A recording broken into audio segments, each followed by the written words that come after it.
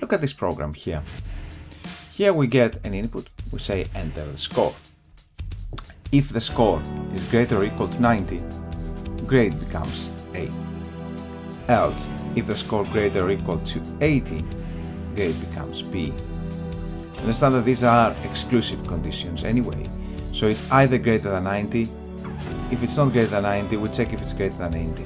If it's not greater than 80, we check if it's greater than 70. Otherwise, we check if it's greater than 60. Otherwise, we say it's an F. And then we print a grade. I mean, if I attempt to run this,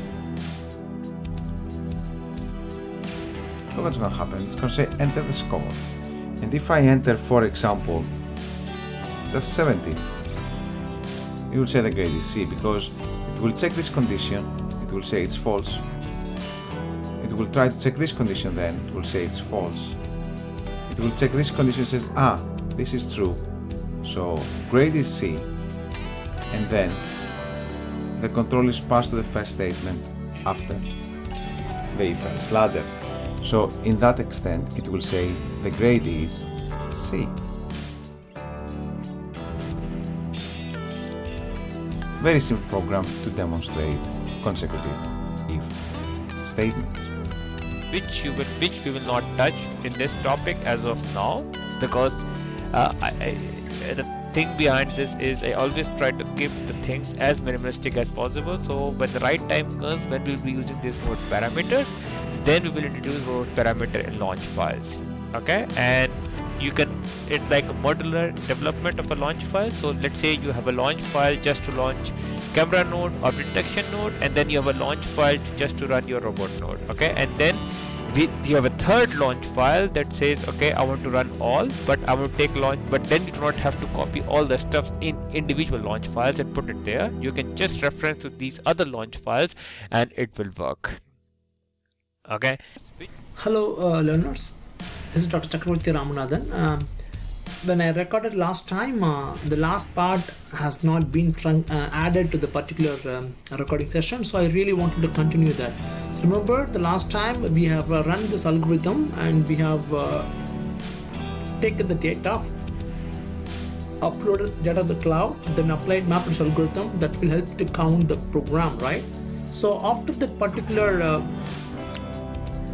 comment, what's the comment? So we have taken hadoop.jar. Remember, let's go back to the hadoop.jar. It's already here. The command is last thing is this one, right? So we have taken Hadoop jar c.hadoop. Remember, so I'm going to go here to this Hadoop folder, then share function, then Hadoop called the MapReduce. This is the fun algorithm, right? This is the particular folder in which you can have a word count example. That's the command we have seen that. So Hadoop jar, you can see that Hadoop jar. From the MapReduce, share Hadoop MapReduce, this is the folder, then we apply the word count, then we have shown in this from the input file to the output start. So this is a command. I really want to explain, I really want to display what is the content after the MapReduce algorithm executed. So what is the command here? So go back here, so that's the command. So Hadoop fscat, I really want to look at the output 3 folder /start. When you enter that, you can see all the data has been implemented here. You see the data, so the data is here. I have looked on the C drive, the data is here. Hello, we continue our journey to the robotics process automation world, and in this last topic, the third unit, we look into areas where robotics process automation can be implemented. There are a number of different surveys regarding the RPA topic, which shows high potential of robotics process implementation in a number of industries. In most cases, they are available on the internet. From such kind of reports, we can get a lot of useful information regarding robotics process automation. For example, the Gartner published Gartner Magic Quadrant for robotics process automation with rating of RPA solution. We will look at it in further units of our course, where we will get familiar with the most popular RPA solutions. The Deloitte company also regularly publishes such reports. Here on the slide, you can see difference between task task-based automation and end-to-end automation in terms of numbers of opportunities. This graph clearly shows that task-based and use case-based automation have much more opportunity. Task-based and use case-based in most cases can be covered by robotics process automation. We confidently can say that a number of industries have significant number of such rule-based processes, and very few don't. And in general, the potential of RPA implementation should be assessed for organization, because even two organizations from one industry may have absolutely different RPA potential. Current level of automatization, number of clients and transactions. What company have? Readiness company to invest. Good afternoon. My name is László GRAD-GYENGE, and this is the Computer Vision course of the European School of Data Science and Technology.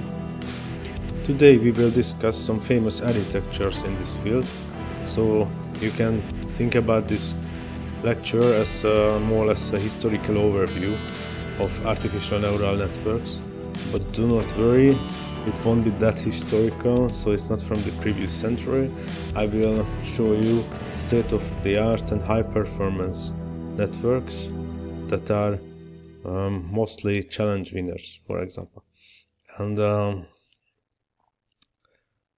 the intention of this lecture today is to give you some insights about what tricks have been introduced or published by famous researchers that helped us or that can help us to improve the performance of artificial neural networks.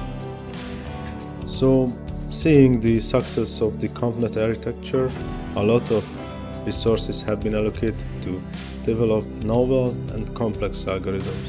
It means that a lot of models have been developed, and after a certain while, which is here, this is where the two lines are crossing, the models are better than the human performance.